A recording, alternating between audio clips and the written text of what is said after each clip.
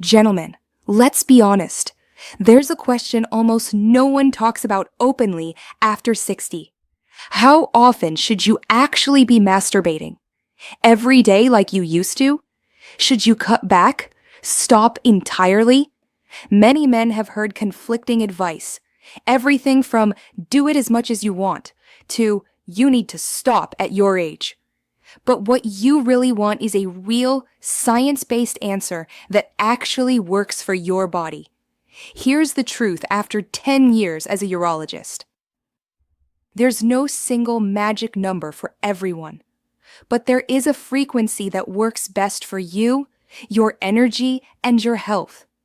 Tonight, I'm showing you the safest rhythm for your age, how to tell if it's too much or not enough, and how to keep this healthy instead of something that drains you.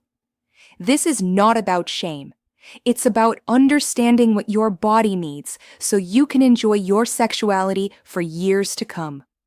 To truly understand how often you should be masturbating, you first need to appreciate why frequency matters in the first place.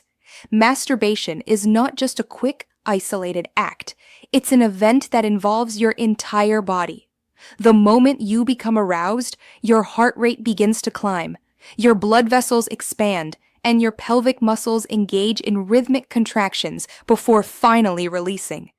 Meanwhile, your brain is orchestrating a chemical symphony, flooding you with dopamine for pleasure, oxytocin for bonding and relaxation, and a cascade of other neurotransmitters that influence everything from your mood to how deeply you sleep later that night.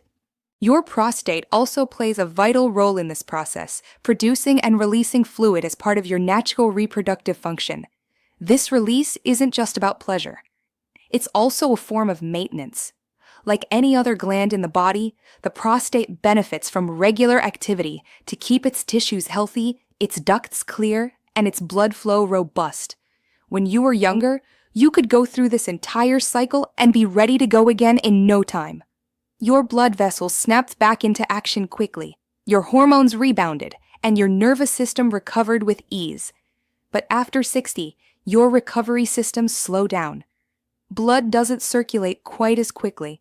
Testosterone production may not be as steady, and your nervous system may take longer to return to baseline. This isn't a reason to stop. Far from it. It simply means you need to find a rhythm that allows your body to fully restore itself between sessions, so each one remains satisfying instead of draining. Science gives us useful guidance on where that sweet spot might be. In a landmark 2016 Harvard study, researchers followed 31,925 men and discovered that those who ejaculated regularly, roughly 21 or more times per month, had a 20% lower risk of prostate cancer compared to men who did so infrequently. But here's the critical nuance for men over 60. The goal isn't maximum frequency. It's sustainable frequency. This steady activity helps prevent congestion in the prostate, keeps blood moving freely through the area, and maintains the flexibility of the arteries that supply blood to the penis. There's also a direct link to nitric oxide, a molecule your body needs for erections. Nitric oxide relaxes and opens blood vessels so blood can surge into erectile tissue. Without enough of it, even if you feel mentally aroused, your body may struggle to create the firmness you want. The challenge is that nitric oxide production naturally declines with age. That's why regular, but not excessive, sexual activity can be a vital part of keeping your system responsive. But here's where it gets personal. Your ideal frequency depends heavily on your recovery capacity. A man who exercises regularly, eats nutrient-rich foods, stays hydrated, and sleeps deeply may be able to enjoy himself more often without negative effects.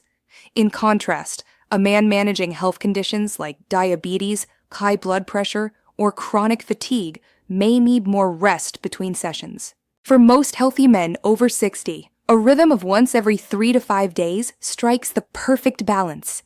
It's frequent enough to maintain healthy circulation, nerve responsiveness, and prostate function, while still giving your body the recovery time it needs to restore hormone levels, recharge your nervous system, and keep your performance feeling strong and natural. Here's a mistake almost every man makes when trying this rhythm. They count days starting from the moment they finish, thinking, okay, it's been 4 days, I'm good to go. But that's not how recovery works. Your body doesn't fully restore testosterone, dopamine, and nerve sensitivity in exactly 4 days on the clock.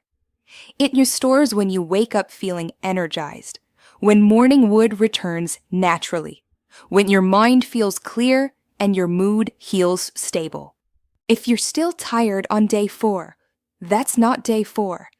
That's still day 2 in terms of actual recovery. The rhythm isn't about the calendar. It's about listening to your body's readiness signals. Energy high? Mood good? Morning firmness back? That's when you're truly recovered, not before. So how do you know if you've crossed the line into too much territory? The truth is, your body is constantly giving you signals. The challenge is whether you're paying attention to them. One of the first red flags is when your erections start to feel noticeably weaker, even when you're genuinely aroused. That's your vascular system hinting that it's under more strain than it can currently handle. Think of it like overtraining at the gym. The muscles don't have time to recover, so they don't respond as well the next time you need them. Another sign is waking up the next morning with that heavy, sluggish feeling in your body, or a fog lingering in your mind. This isn't just getting older. It's your nervous system quietly saying it hasn't had enough time to fully reset. Reduced sensitivity is another clear warning. If you find you need more stimulation than usual to feel the same level of arousal, or your climax feels less intense, that's your body waving a yellow flag. It's telling you, slow down. Give me a chance to replenish my resources. Some men also notice a dull ache, pressure, or heaviness in the pelvic region. This can be a sign of prostate irritation, essentially your gland telling you it's been overworked and needs a rest. The good news is, these signs don't mean you've caused permanent harm. They're like the warning lights on your car's dashboard, a signal to ease up and let the system cool down before getting back on the road. A few extra days of rest is often all it takes for sensitivity, mood, and performance to bounce back stronger than before. Now, on the other side of the equation, there's such a thing as not doing it enough, and this is where many men unknowingly harm their long-term performance. The penis is made up of spongy erectile tissue that thrives on regular infusions of oxygen-rich blood. Without consistent erections, whether from partnered intimacy or solo activity, that tissue can lose some of its elasticity and flexibility. Over time, this can lead to microscopic scarring, a process known as fibrosis, which makes it harder to achieve and maintain firmness. Your prostate also benefits from regular maintenance. Just like flushing out old oil from a car engine keeps it running smoothly, emptying the prostate periodically helps reduce congestion, inflammation, and the risk of certain long-term issues. Beyond the physical, there's also a hormonal and emotional component. Regular sexual activity helps keep your dopamine and oxytocin balanced. Without this periodic release, stress hormones like cortisol can dominate, leaving you more tense, less patient, and less motivated. So if it's been weeks without any activity, and you're finding it harder to get or keep an erection, or you're feeling more tension in your pelvic area, your body might be sending you a polite but urgent invitation to get back into a healthy rhythm. So how do you figure out what's truly right for you? The answer isn't hidden in a magic number you read online or a rigid rule from a chart. It's found in how well you listen to your own body's signals.